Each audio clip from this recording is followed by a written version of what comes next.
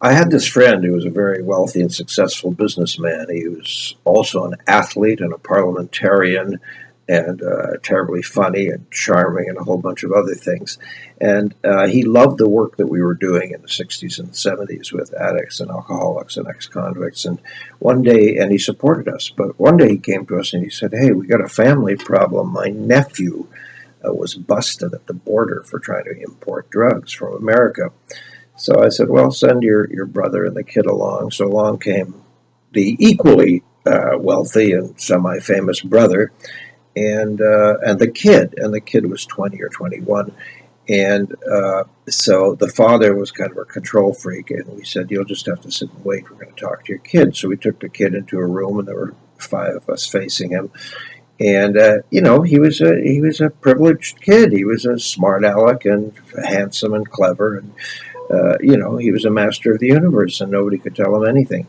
But we kept at him and kept pulling his mask away until finally we were starting to meet this, insecure 20-year-old who didn't know left from right and so on.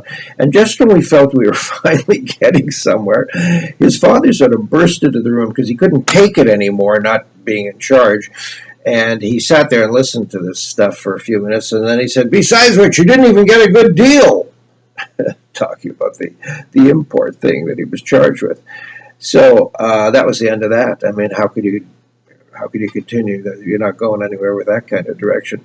So later that night, I was driving home from downtown, and I almost ran into a drunk who stepped out of a club and stepped right in front of me. And fortunately, I was driving this big fancy American car with fabulous brakes, and I didn't hit him, but close.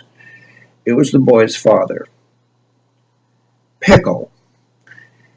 If one of your children is in this kind of trouble with drugs or alcohol or whatever, just get out of the way and let the pros handle it.